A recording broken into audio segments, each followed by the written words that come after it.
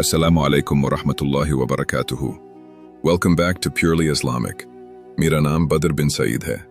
नाजरीन, क्या आप जानते हैं कि हमारी ज़बान से निकलने वाले चंद अल्फाज कभी नेकियां बढ़ा देते हैं और कभी इंसान को गुनाहों के बोझ तले दबा देते हैं. बाज़ औक़ात हम ये समझे बगैर दूसरों की बातें, उनकी कमज़ोरियां और उनके ऐब लोगों के सामने बयान कर देते हैं. हालांकि यही अमल हमें एक बहुत बड़े गुनाह यानी गीबत की तरफ ले जा सकता है.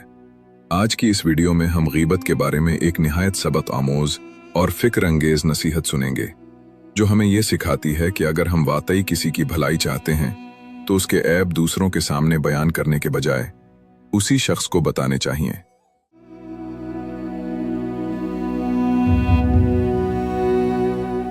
हजरत शेख सादी रहमतुल्लाह अलैह का एक निहायत खूबसूरत कौल है, जब आप मुझ में कोई ऐब देखो तो मुझसे कहो, किसी और से नहीं, क्योंकि इस ऐब को मुझे बदलना है, किसी और को नहीं. मुझसे कहोगे तो नसीहत कहलाएगी और अजर लिखा जाएगा. किसी और से कहोगे तो गीबत कहलाएगी और गुनाह लिखा जाएगा. नाजरीन, जरा गौर कीजिए, हम में से अक्सर लोग दूसरों की गलतियों पर बहुत जल्द नजर डाल लेते हैं, लेकिन अफसोस कि उन गलतियों को दुरुस्त करने के बजाय दूसरों के सामने बयान करना शुरू कर देते हैं.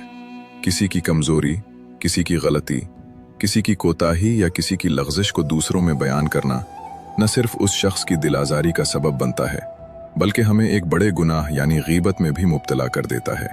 इस्लाम हमें खैर खाही का दर्स देता है. अगर आप अपने किसी भाई, दोस्त, रिश्तेदार या साथी में कोई खामी देखते हैं तो सबसे पहले उसके पास जाएं, मोहब्बत और नरमी के साथ उसकी इस्लाह करें. मुमकिन है वो आपकी बात सुनकर अपनी गलती सुधार ले, आपका शुक्रगुजार हो और अल्लाह ताला आपके लिए अजर अजीम लिख दे. लेकिन अगर हम उसकी गैर मौजूदगी में दूसरों के सामने उसका जिक्र करें तो ना उसकी इस्लाह होती है और ना कोई फ़ायदा हासिल होता है, बल्कि दिलों में नफ़रतें पैदा होती हैं, रिश्ते कमज़ोर होते हैं और मुआशरे में बदअतमादी बढ़ती है. याद रखिए, एक सच्चा दोस्त वो नहीं जो सिर्फ हमारी तारीफ करे, बल्कि सच्चा दोस्त वो है जो हमारी गलतियों की निशानदही भी करे, मगर इज्जत और एहतराम के साथ. हज़रत उमर रज़ी अल्लाह अन्हु फरमाया करते थे, अल्लाह उस शख्स पर रहम करे जो मुझे मेरे ऐब तोहफे में दे.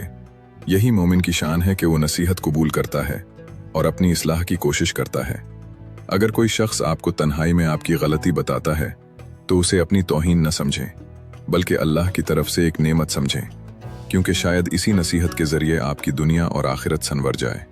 इसी तरह अगर आप किसी को नसीहत करना चाहते हैं तो उसकी इज्जत नफ्स का ख्याल रखें, नरम लहजा इख्तियार करें और सिर्फ इस्लाह की नीयत रखें, ना कि उसे शर्मिंदा करने की. नाजरीन, आज हम सबको अपने आप से ये सवाल करना चाहिए, क्या हम लोगों की इस्लाह करते हैं या उनकी बुराइयां फैलाते हैं? क्या हम नसीहत करने वाले हैं या गीबत करने वाले?